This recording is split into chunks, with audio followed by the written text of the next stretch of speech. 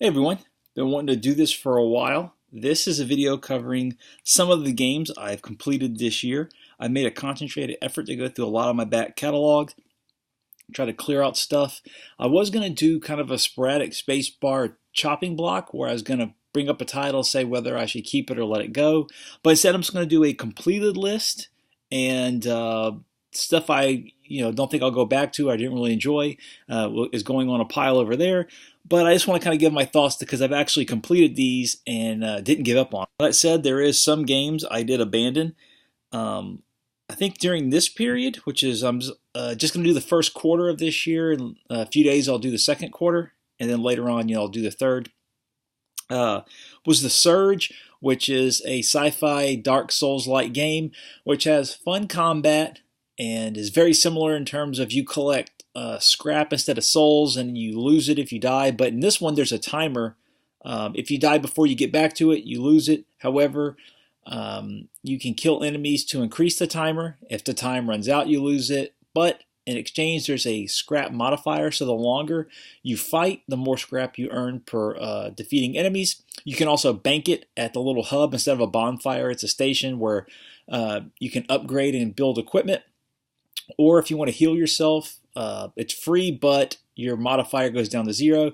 Problem is, the location is very boring. It really brought home to me how good From Software is at level design and world building, because the story in The Surge starts off interesting. You just wake up and you're attached to this exosuit on your first day at the job, but it quickly devolves into just this long, drawn out, dull tale, very predictable, and level after level. It's one big complex, but there's always exposed pipe for some reason. You're in an office building, they'll see a desk and a chair, and you turn the corner, and for some reason there's a massive pipe in the wall.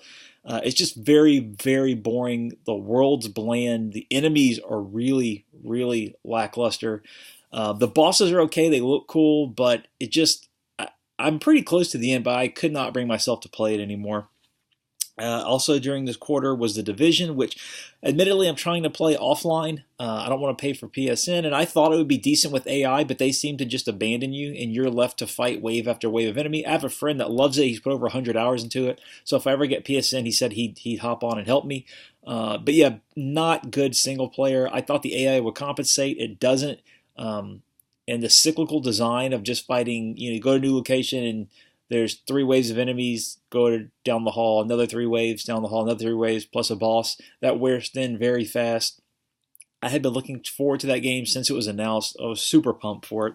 But as to the games I did complete, late last year I had a small procedure, and while I was recovering, I beat Symphony of the Night. So I got in the mood to play Castlevania games. So I went and went through the handheld collection I have. I've had one of these. I bought 2 from a friend, so I went through. Was it Circle of the Moon, which was the first one I want to say chronologically in terms of release, and then it was Aria of Sorrow, and lastly Harmony of Dissonance. Then I think they released a double pack, and then they went to the DS releases. In terms of these 3, I did give a letter grade to each game in anticipation of doing this, which I'll give at the end of the video. Despite it being the oldest, I'm have to say Circle of the Moon is my favorite. The pacing up until the end, I'll say that, was really good. Harmony of Dissonance has some very nice moves. Not special moves, but just kind of like navigational moves. There's a dash button, things like that. I'm not sure why a lot of what was in Symphony of the Night wasn't immediately carried over. The similar level design where it's kind of a semi-open plane. You get experience, you find weapons, things like that. That's the same. But the maneuverability is much more restricted in these, and I'm not sure why. Maybe it was they were just getting used to the hardware for Circle of the Moon, but definitely by Aria of Sorrow, they should have had that nailed. My only complaint with these is they have these additions that are in there just to be in there, in the sense that they couldn't just have a nice Castlevania game with different characters, a little different settings, some new enemies. They had to have some hook to make it unique. And let's see, let me go to the first one, Circle of the Moon. Yeah, there are these orbs, or I say souls you get from enemies. And let me see, on the back of the box it mentions it. 10 magic summon attacks. Oh no, a Circle of the Moon were attribute cards. So you would get, I want to say it's one of the Greek gods, and then you get an element, and you can mix and match the cards. So one flame effect, your whip would catch on fire, but on another one you'd have fireballs that circle you and protect you, things like that. You have to grind for these though. Enemies will drop the same type, but of same type of card, but to get maybe a specific one within that element you want. And what really stung me, and I want to say it was Circle of the Moon, I got to Dracula and he beat me in 1 or 2 hits. I didn't know what was going on. I went back, same thing, looked online, and I was about 12 levels too low. Somehow the game let me get all the way to Dracula, 12 levels too low. So I decided, okay, I'll just grind some. I calculated that to grind those levels, I would have to basically replay the game in its entirety, and I was not going to do that. Well, fortunately, several commenters on forums and FAQs mentioned that you can get this one combination in particular that makes a powerful spell, and you can do that with this one enemy that grants a lot of experience. Now, she's behind a wall, but it's easy to find the wall once you know where to look.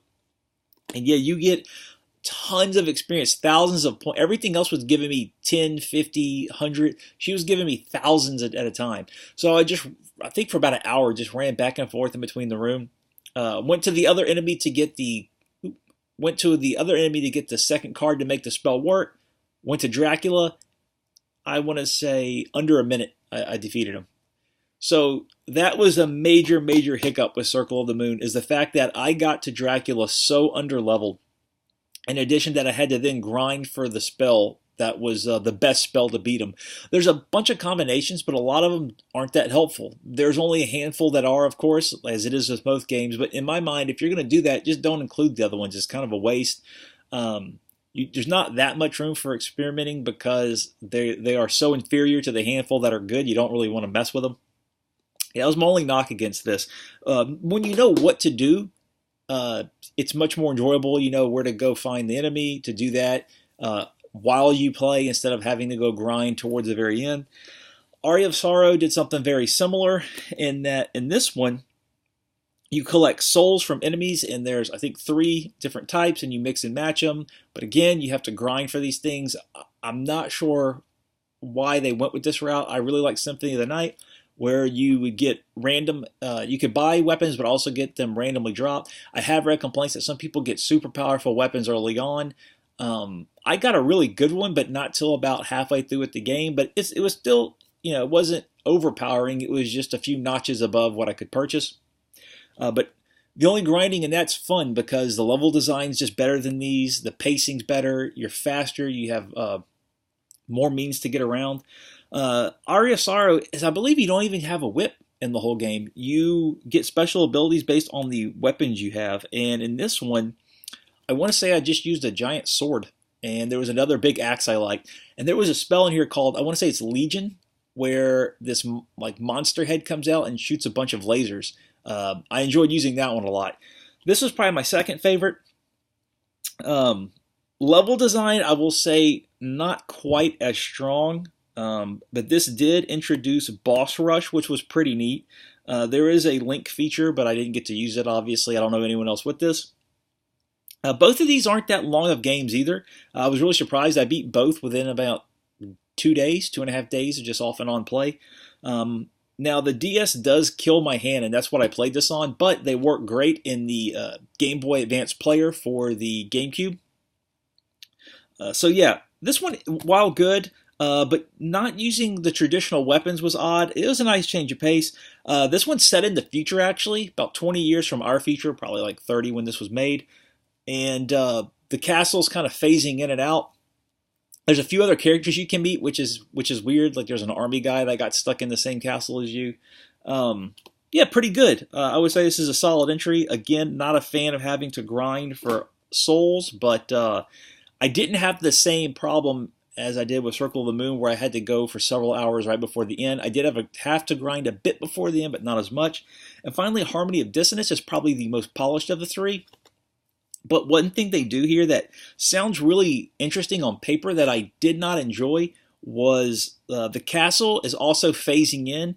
So what you have is a castle A, castle B, and together they make castle C, and you have to take these portals in between the two, and that becomes really, really tedious after a while. Really drags the game out. I keep these bagged and in plastic protectors. I'm also using a new camera, that's why it's not focusing as well. I thought this would help with the glare, but I don't think it is. In any event, it does look pretty good. It looks smoother. Like I said, you can now dash, which is nice. The whip is kind of odd. It looks like, instead of chains, it looks like, I don't know how to put it, links of metal instead of links of chain. It's thicker than usual. But yeah, I wasn't a huge fan of having the teleport between the castles. I would frequently forget which room is in which. Swapping back and forth, especially towards the end after you've been doing it for several hours, you're just, you really want it to end. There's a small bonus in here where you can find furniture to put together in a room, and at the very end of the game, if you have all the pieces of furniture, you get a slightly different ending.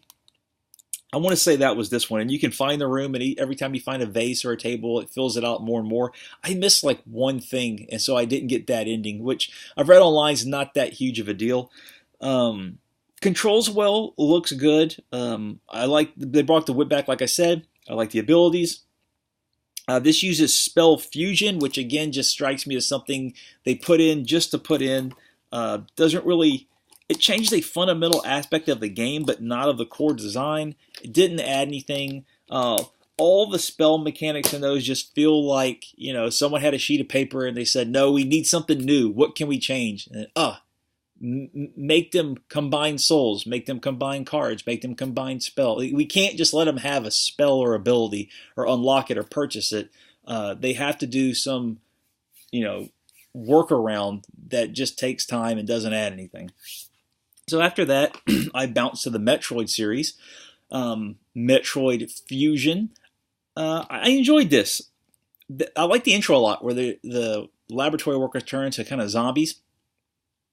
Oh, however, this is one I didn't beat because, oh my goodness, the two enemies. There's the spider, where I kept getting stuck in this sort of, what do you call it? Cycle where it would attack me, and before I could get into a ball to dodge the move, it would pick me up again, slam me on the ground. I'd be stunned, and by the time I would get out of stun, it was already halfway back down to pick me up. 2 or 3 of those, I was dead. To get back to the room from the save point, you had to go through a pipe, not even a puzzle, just 3 screens or so of rolling into a ball and going through pipe. I was almost ready to put the game away. Finally beat it. There's this thing where after you beat a boss, you then have to hit it a few more times. And like after I finally got the spider boss to that point, it would just shoot all around the screen and ricochet. And there was no way to prepare for it. It was just kind of luck if it killed you or not. Beat it, put on Facebook, I really dislike this boss. And Ultimate Floyd Scott said, oh, is that the boss? And he mentions another one. And I said, no, this is the spider boss. And he said, this next one sucks too. That boss is Nightmare, and I quit the game on that. I played it probably 10 times. I looked at videos to beat it. I did the same thing, got on the same part of a ladder, shot down. For some reason, I was like a millimeter off every time, and I just kept missing. I would get it down to the very end. It would do the thing where I had to have like one killer blow, and then it defeated me. I couldn't do it anymore. I was so tired of it, and I really enjoyed the game up to that point. It was very easy, though. However, it did introduce...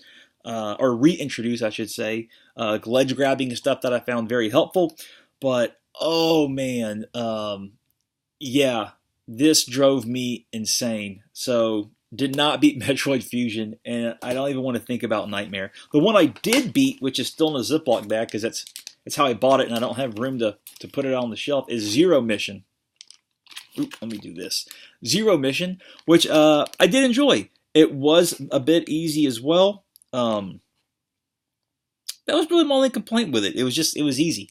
And I think I prefer the Castlevania style of finding weapons and the general style of it. I know the Game Boy ones changed them up a little bit. But I like that kind of progression system. And this one, you'll just have like a hard wall you cannot get past, and you have to go back into one of the rooms that is unexplored, and you get the device. And that's a nice system of progression because it's very handy to find, know what you need to do next. But it just doesn't have that slight sense of discovery that I find the Castlevania games have. Although those also significantly reduce the fun things you can find by finding shortcuts or just hitting blocks. Symphony of the Night had a ton of them. But they're still there to an extent. And Metroid, it just seems much more straightforward. And while that's fun, I just like that extra bit of sense of discovery. So yeah, I did enjoy Zero Mission. Fusion, I enjoyed up until the end, although it felt much easier than Zero Mission, which Zero Mission itself felt easy. I am noticing, I don't know what happened to it. I got dinged up. Another Game Boy game I played, which I have the US version, but it's in a bag like this, so I just, the guy gave me the import for free because I bought it, was Astro Boy. This I don't want to say I didn't enjoy, but I'd heard so much about it that I was pretty excited to jump into this. Treasure developed beat 'em up. It's got a bunch of levels, and it sounds really interesting in that there are a ton of levels, and you have to do certain things to unlock extra levels. You can go back and replay the levels. However, they were way too obtuse for me. I had to look through a walkthrough because I just kept getting stuck, and it would be, oh, you've got to go to 2-3, hit a trash can, talk to the guy, then go to 3-7, he's in a room, talk to him, then go to 4-1, hit a lever, and boom, you're in the next area. It's like, what the hell? I would see the characters and I'd talk to him, but maybe it wasn't the right order, or I hadn't met someone else before that, or you're on the elevator and you have to hit a certain block to make something happen. It's like, I didn't see clues for a lot of this. I've read that if you go through all the profiles and stuff, there are hints, and there are, but some of these hints you can't reread, and some of them are just, maybe if I knew the series, but if I was familiar with the franchise, but I would read the hint and have no idea what they were talking about. That got really frustrating. And the combo system is very limited. You can do a handful of combos, but after a while, I found myself just doing the same 2 or 3 repeatedly. And it's fun to link things together, like shooting the machine gun with the laser while you do a few fit. But after a while, you've pretty much worn through those combinations. And there are so many levels to this. By the halfway mark, I had, there's the level up system to get stronger, but you don't really unlock new combos or anything. So by the halfway mark, I felt like I was done, and it just kept going and going. And it's not even that long of a game. It's just very repetitive. So the progression structure, I wasn't a fan of. The combo system was just too basic. It looks great, but yeah, that was a bit of a disappointment. Moving on, we have the fan-translated Sega Saturn version of Policenauts. Again, I think this was a victim of anticipation. When this got fan-translated back in 2009, I bought the PlayStation version. I got it to work. I was playing it, and then I read someone say, no, you're really going to want the Saturn version. It's the definitive. There's extra scenes. There's a stunner support. I have read the original version has scenes that the rest do not. All of them are slightly different. Like the 3DO version has 1 or 2 extra things. But I read as in general, the Saturn version has the most content. So I immediately bought it, and I've sat on this for years. And then, because I had read in the forum, someone said, oh, I'm working on the Saturn version. And sure enough, it came out. Hopped into it. It was about a 9-hour game. I will say the stunner support really did not add much. There are a few shooting sections. But they're pretty generous, and even if you die, you don't go back very far. So it's not I didn't find the stunner to be as beneficial as I was hoping. There is a target practice game to advance kind of a friendship with one of the other officers to get an extra scene. I couldn't even do that with the stunner, so I just said, bye to her. She hangs around and stuff. You just get a little more dialogue.